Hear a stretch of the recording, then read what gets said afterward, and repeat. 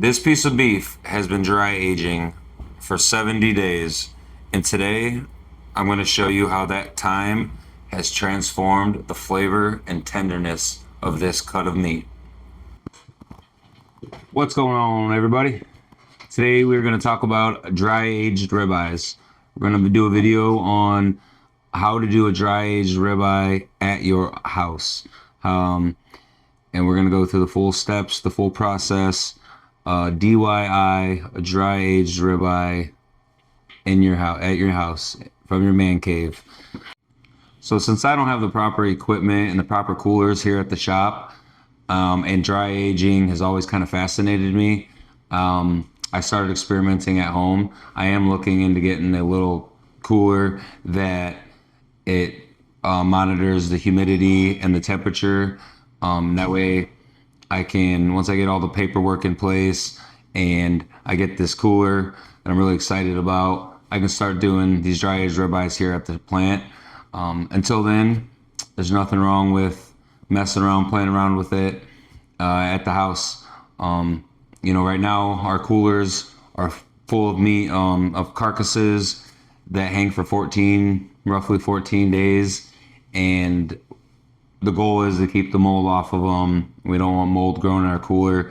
So I'm not going to stick a chunk of meat in that cooler that I'm purposely going to age to where it's getting moldy. Until I get that cooler in place, I'm going to show you a pretty cool way to do this at your house. Stay tuned.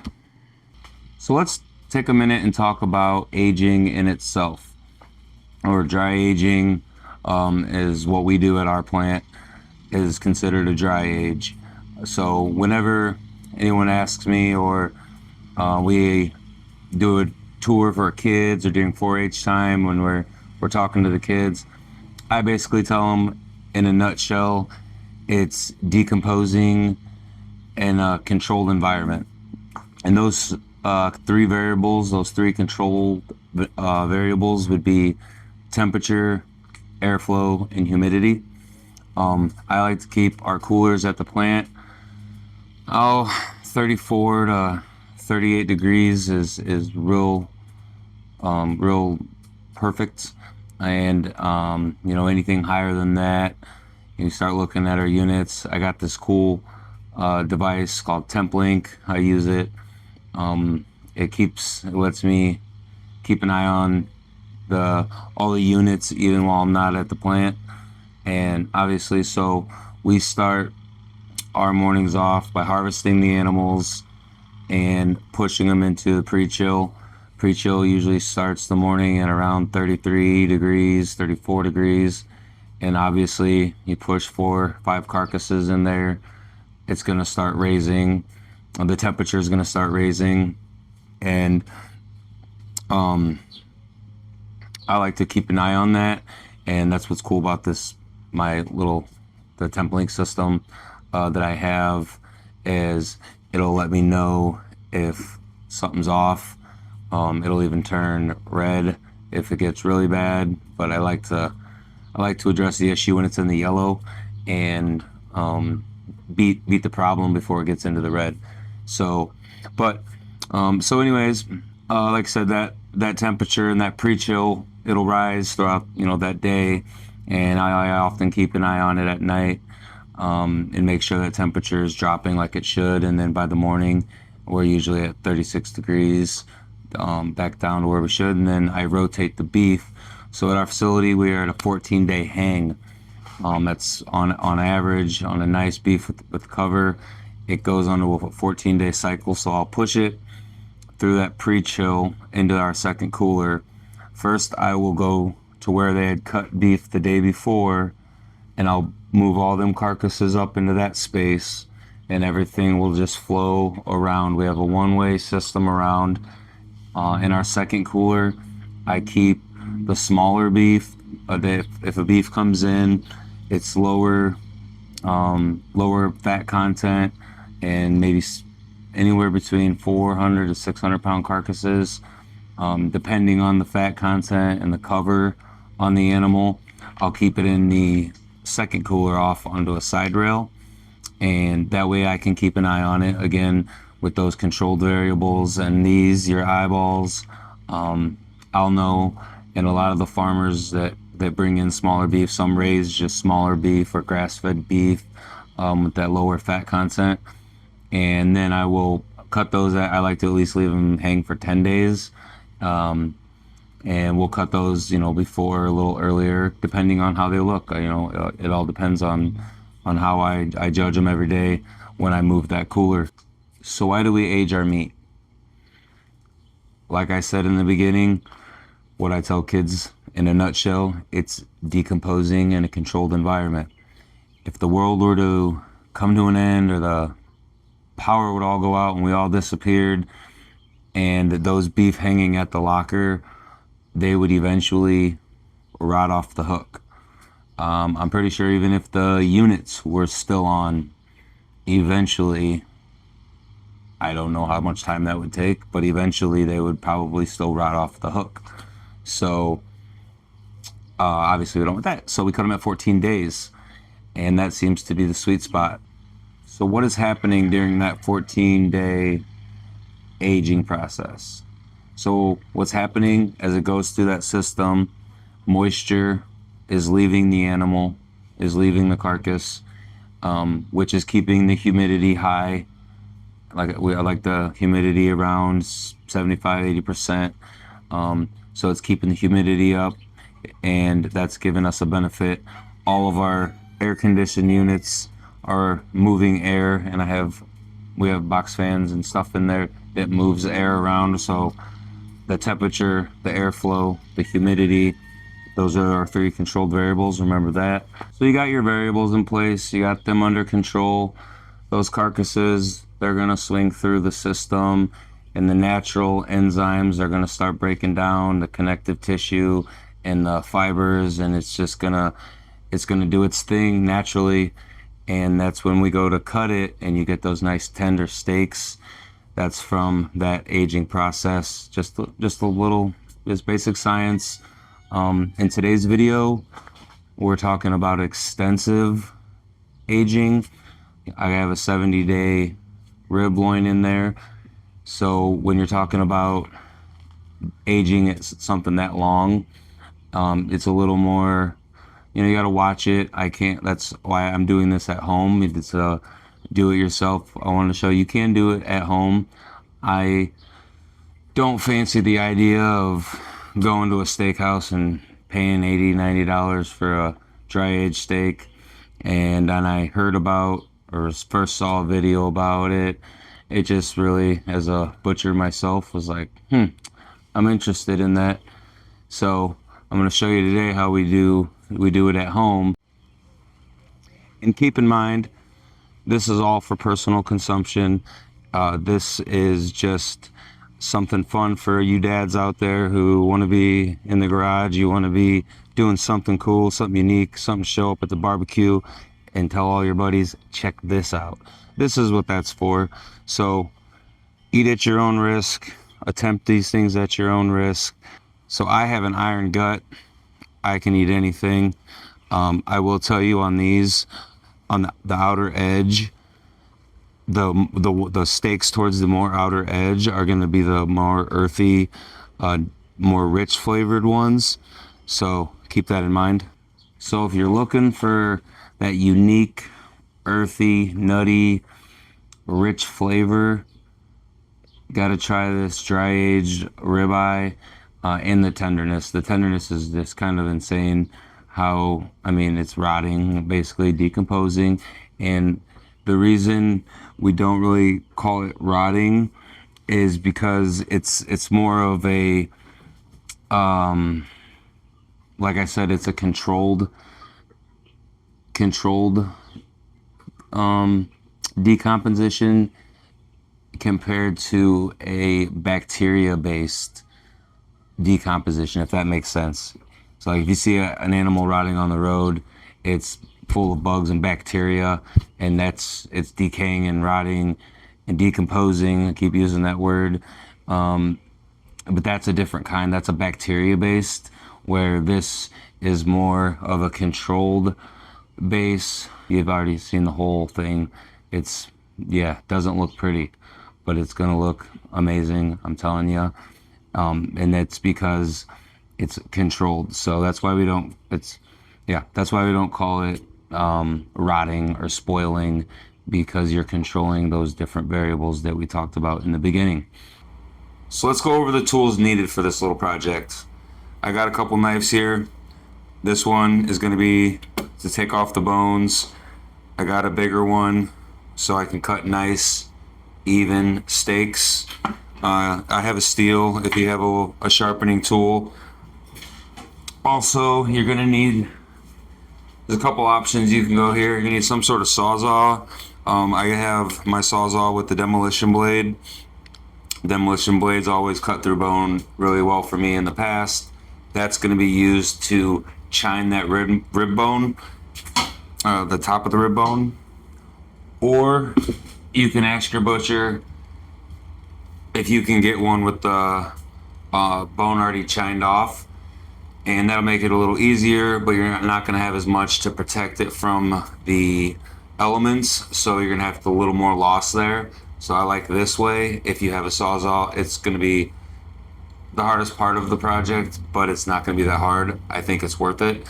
And on top of that, you are going to need a little refrigerator.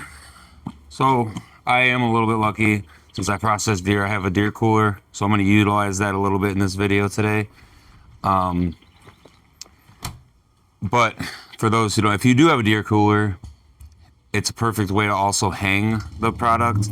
Ask if you can get the rib bone, if you're wherever you go to get your product, if you can get the rib bone a little longer on your primal, and it's just going to be a rib roast, get a little longer bone.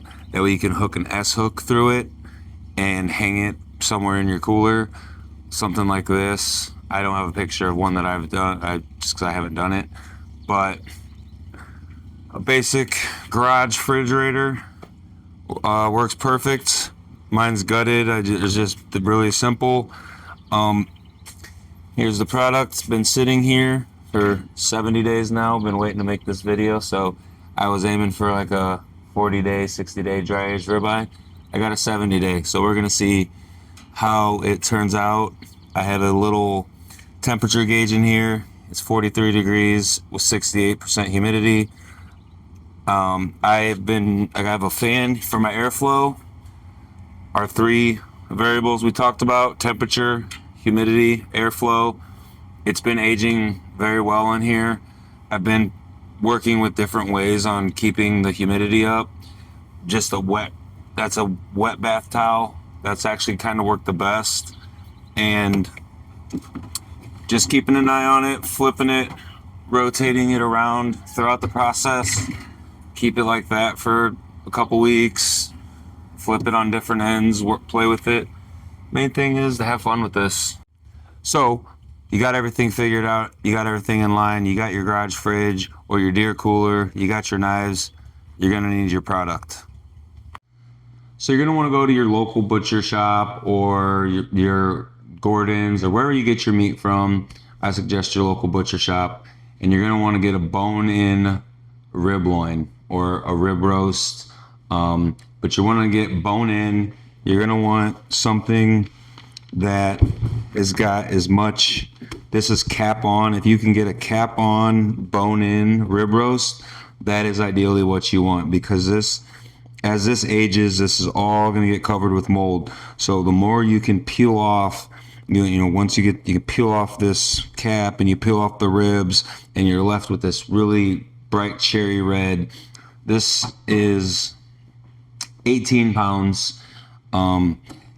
If I were to dry age this one, it's going to shrink down significantly. I haven't mastered this yet, but 18 pounds, it's probably going to go to 15. It might even dry out and lose more weight than that. All right, so the first step is going to be to chine that bone off. In the segment we just played, the bone was already chined off, so it's going to make this part irrelevant, make it a little easier. But like I was saying earlier, all that top part that you just saw is it's gonna create mold on top of that, and that's gonna be more digging you're gonna have to do into your ribeye. So I'm gonna stand this bad boy up, Just be careful. You want to go at kind of an angle. You're looking to separate these feather bones from these rib bones. So you're just gonna crack it right in here to just separate these bones. That way you can knife the rest of it.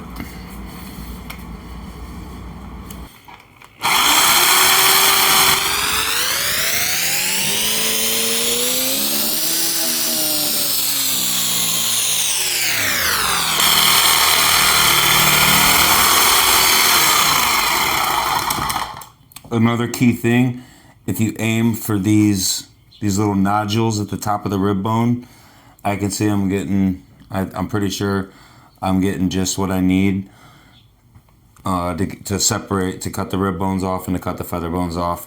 So you'll see what I'm talking about. It gets a little more swollen on that rib bone right there.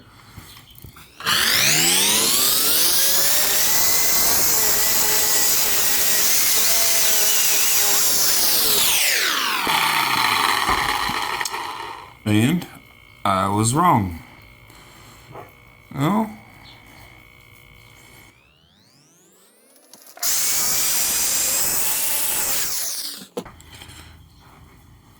All right.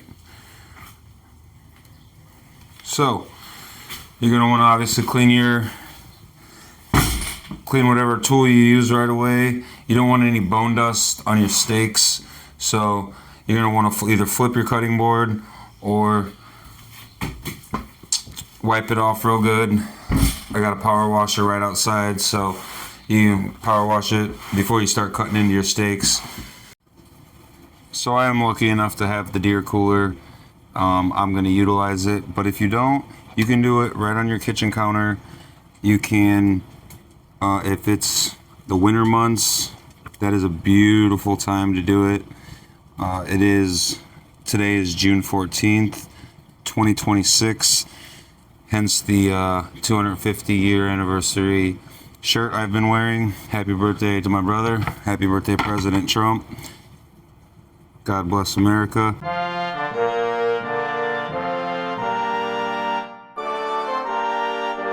So whenever you're doing your cutting, I'm not wearing a mesh glove. I'm not at the shop. I doubt a lot of you at home have a mesh glove to wear. If you want to order a cut-proof glove, or just cut it your own, just cut very carefully. You're not in a rush.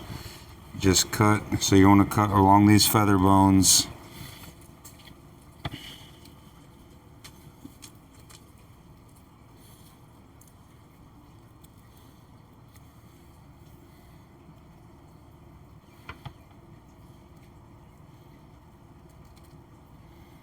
My knife is aimed towards the bones, trying to leave as much of that delicious meat as possible.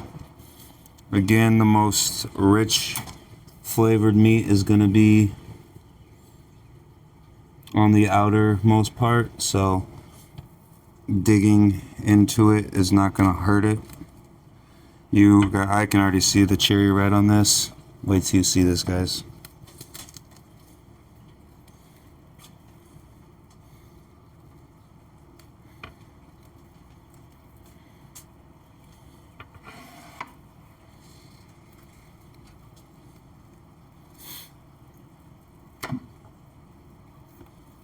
Look at that.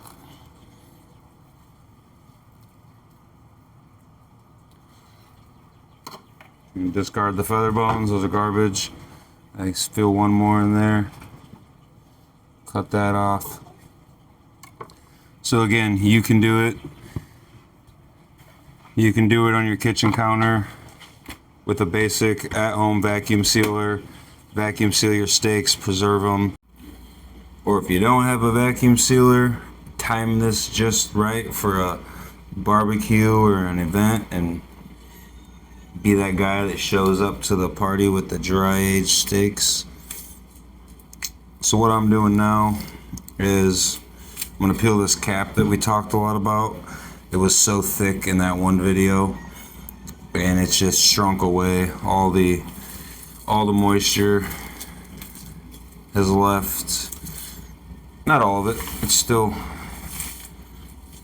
Oh yeah, that cap's peeling right off. This is gonna be Very tender. Again, I did not mean to leave. Well, didn't really mean to leave it for 70 days, but I really wanted to do a video on it, so that's what it turned out to be.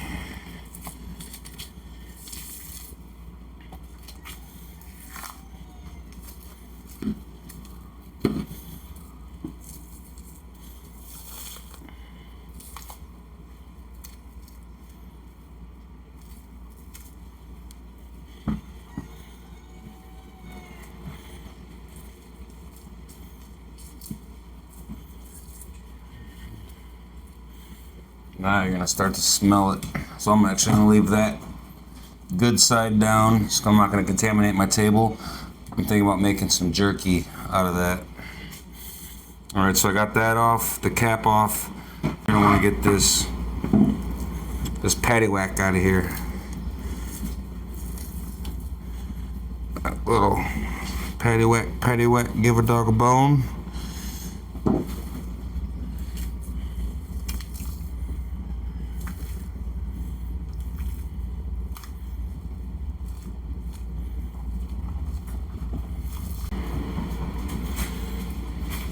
Once you get a good grip on that, peel that. This is that paddywhack tendon. I'm not sure, but we have a good theory that the whole saying, paddywhack, give a dog a bone, is from this little membrane in the beef. Give it to my dog.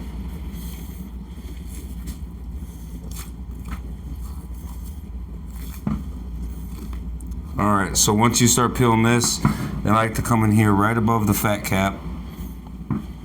Keep your hand out of the way. Cutting just above the steak. Once you start peeling that fat cap back, you'll feel all the seams, and you just want to follow those seams with your knife. See how it's basically just peeling.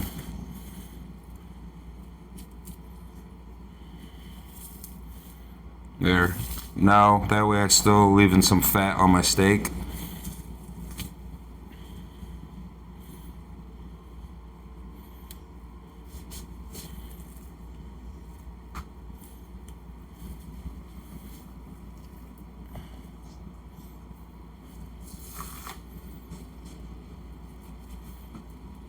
There's all the blade bone right in here. Little shoulder blade bone.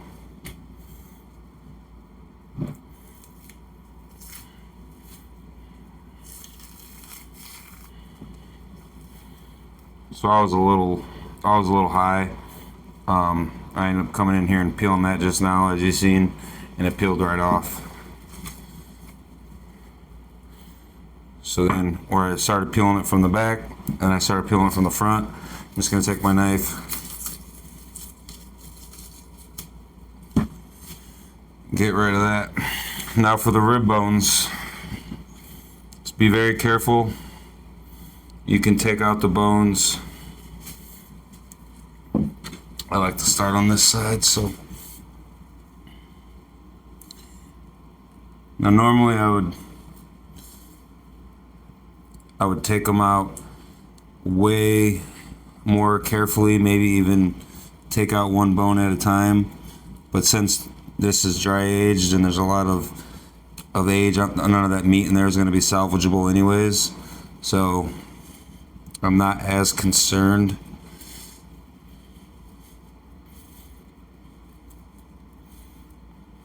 So I'm just whittling away with my knife all the way down these rib bones, getting it started. I'm gonna go down the whole entire section to get it started.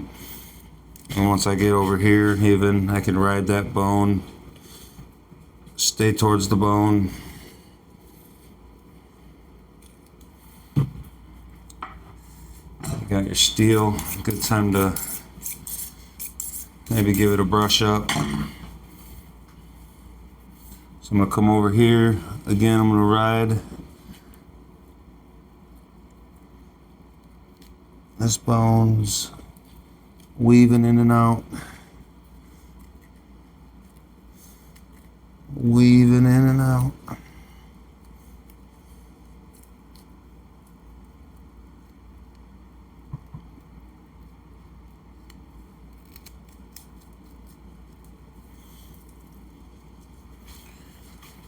See this? Now I'm starting to peel pressure with my hand. Getting to the end here.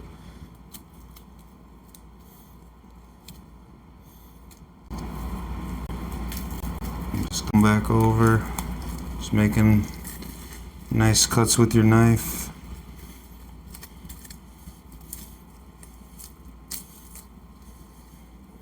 Beautiful. So this is peeling back, peeling back, peeling back. Look at that color change. It's crazy. So then you got your flap. Just come in here and make sure you get all the bones out.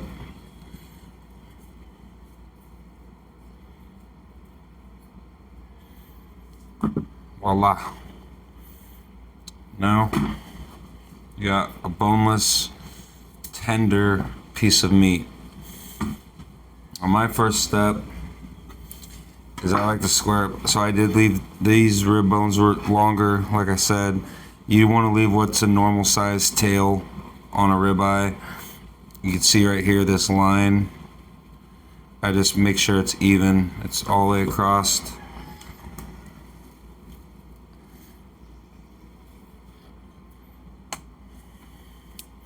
Any age that you see that crept through the cracks, like right here, you don't want to trim that off, that whole steak, once you get to that steak.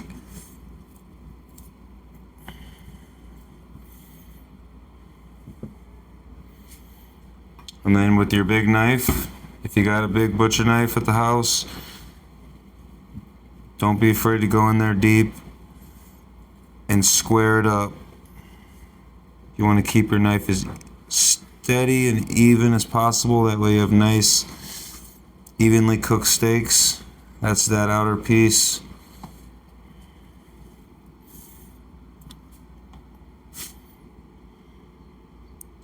So this steak looks like I'm gonna have to do some work to this entire steak when I get to it.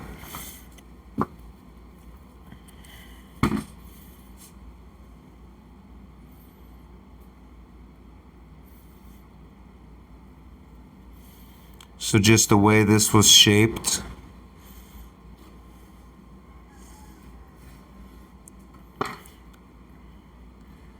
unless I cut this meat out and use it for something else, that's pretty much all trash, because there you can see I'm ready to start cutting my steaks. Look at the difference there. And you can smell it. You can smell the earthiness in the room right now. Oh, it's so fascinating to me. Just, look how tender that is. If it springs back out, then that means it's not as tender. But when it sits in there like that, that's tenderness. So from here, I might use that for some of that jerky. But I'm just gonna start cutting steaks. Pick a thickness that you like. It's your first time. If it's your first time, the flavor is going to be a little different. You might be used to eating a big old honky 1 inch and a quarter thick ribeye. Well, start a little thinner. You might not like the flavor. It's going to be something new. It's going to be really rich and flavorful. Especially this outer edge piece right here. Oh, that looks so beautiful.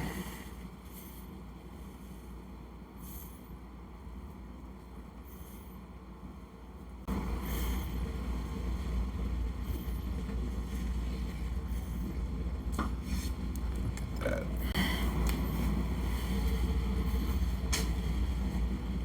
Beautiful steaks. I'm just gonna keep cutting my steaks all the way down. Nice even strokes. That way your steak cooks nice and even.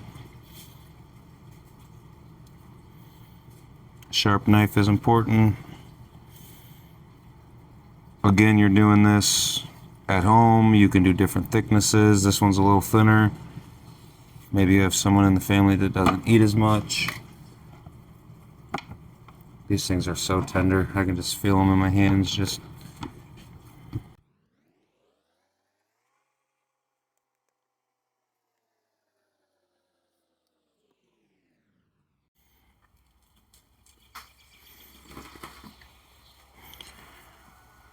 so after 70 days, I'm almost to the finish line. Sit back, watch the UFC fights. I did not plan that, but it worked out perfect. Watch those fights with one of these delicious tender steaks at my fingertips without going to a New York steakhouse and spending $200 on a tab. Not for me.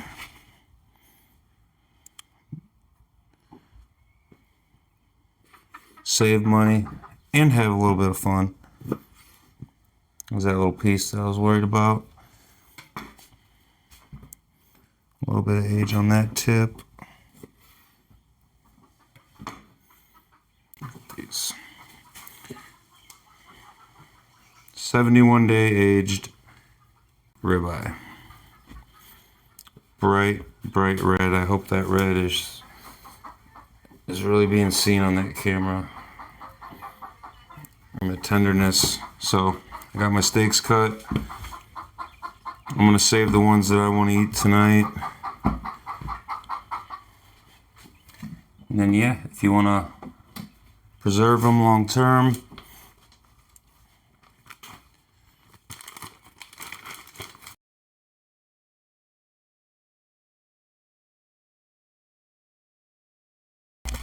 put one nose side up, the tail right here, not the nose. Put one tail down, crisscross them like that.